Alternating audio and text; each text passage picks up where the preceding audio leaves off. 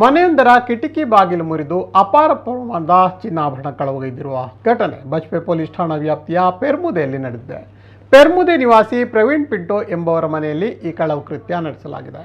ಕಳ್ಳರು ಸುಮಾರು 1 ಕೆಜಿ ಅಂದರೆ 80 ಲಕ್ಷ ರೂಪಾಯಿ ಮೌಲ್ಯದ ಚಿನ್ನಾಭರಣವನ್ನು ಕಳವುಗೈದಿದ್ದಾರೆಂದು ತಿಳಿದು ಬಂದಿದೆ. ಮನೆ ಮಾಲಕ ಪ್ರವೀಣ್ ಪಿಂಟೋ ಅವರು ಕುಟುಂಬ ಸಮೇತರಾಗಿ ಮಸ್ಕತ್ನಲ್ಲಿದ್ದು ಮಾರ್ಚ್ 31ರ ರಾತ್ರಿಯಿಂದ ಏಪ್ರಿಲ್ 1ರ ಬೆಳಿಗ್ಗೆ ಈ ಘಟನೆ ನಡೆದಿದೆ ಎಂದು ದೂರಿದ್ದಾರೆ. ಮನೆಯ ಕೋಣೆಯೊಂದರ ಕಬ್ಬಿಣದ ಸರಳುಗಳನ್ನು ತುಂಡರಿಸಿ ಒಳಹೊಕ್ಕ ಕಳ್ಳರು ಕೋಣೆಯಲ್ಲಿದ್ದ ಬೀರುವನ್ನು ಒಡೆದು ವಿವಿಧ ಆಭರಣಗಳನ್ನು ಕಳವುಗೈದಿದ್ದಾರೆ. ಬೆಳಿಗ್ಗೆ ಪ್ರವೀಣ್ ಅವರ ತಾಯಿ ಮಸ್ಕತ್ನಲ್ಲಿ ಬಜ್ಪೆ ಮನೆಯ ಸಿಸಿಟಿವಿಯನ್ನು ಪರಿಶೀಲಿಸಿದಾಗ ಅನುಮಾನಗೊಂಡು ಪರಿಚಯದ ಟ್ಯಾಕ್ಸಿ ಚಾಲಕರಾಗಿರುವ ಅಬ್ದುಲ್ ಬಶೀರ್ ಅವರಿಗೆ ಕರೆ ಮಾಡಿ ವಿಚಾರವನ್ನು ತಿಳಿಸಿದ್ದಾರೆ. ಅವರು ಮನೆಗೆ ಬಂದು ನೋಡಿದಾಗ ಕಳವು ಕೃತ್ಯ ಬೆಳಕಿಗೆ ಬಂದಿದೆ. ಬಶೀರ್ ಅವರು ಬಜ್ಪೆ ಪೊಲೀಸರಿಗೆ ದೂರು ನೀಡಿದ್ದು ಪೊಲೀಸರು ಪ್ರಕರಣವನ್ನು ದಾಖಲಿಸಿಕೊಂಡಿದ್ದಾರೆ.